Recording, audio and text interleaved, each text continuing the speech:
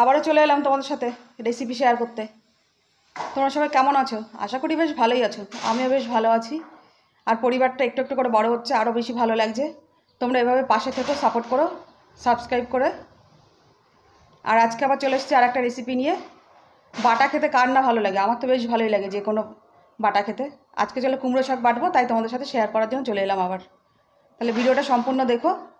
দেখো কী কী নিয়েছি এর জন্য আমি। বাটা খেতে বেশি কিছু লাগে না। এখানে নিয়েছি আমি কয়েকটা কুমড়ো পাতা, কেটে ধুয়ে কুচিয়ে নিয়েছি। কয়েক কোয়া রসুন, কাঁচা লঙ্কা, লাগবে একটুখানি কালো জিরে, হলুদ সামান্য একটুখানি, স্বাদ মতো নুন আর তেল। এটা দিয়ে সুন্দর একটা বাটা রেসিপি হয়ে যাবে। আর এরকম বাটা থাকলে গরম ভাত দিয়ে খেতে তো অসাধারণ লাগে। আমার তো বেশ ভালোই লাগে। চলো তাহলে রেসিপিটা শুরু করি। কড়াইতে গ্যাসে একটা কড়াই বসিয়ে দিয়েছি। দিয়ে দেবো তেল।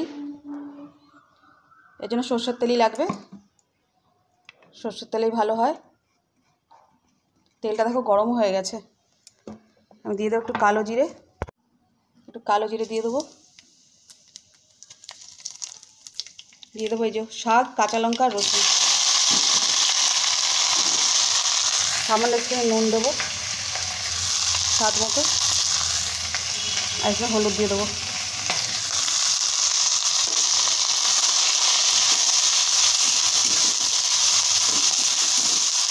তাড়াতাড়ি হয়ে যায়, খেতেও বেশ ভালো লাগে গরম ভাত দিয়ে।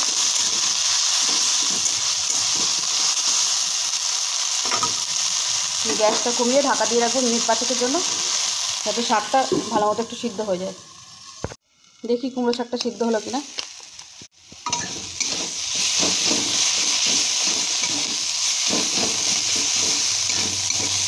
কুমড়ো শাকটা বেশ সুন্দর একটু ভাজা ভাজা হবে, তাহলে টেস্ট হয়, আরও স্বাদ বাড়ে একটু ভাজা ভাজা হলে।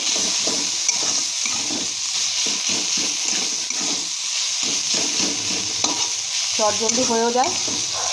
আর এরকম বাটা দিয়ে গরম ভাত খেতে বেশ ভালো লাগে। কার কার ভালো লাগে আমাকে একটু জানিও।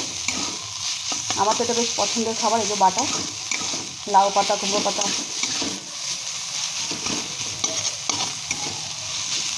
হয়ে গেছে আমার এটা। আর শিলনোড়ায় বাটবো, শিলনোড়ায় বাটলে স্বাদও হয় খুব।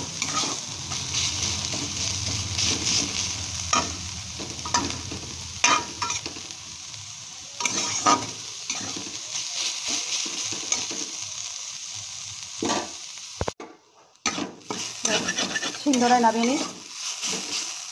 ভাজা হয়ে গেছে কুমড়ো শাকটা।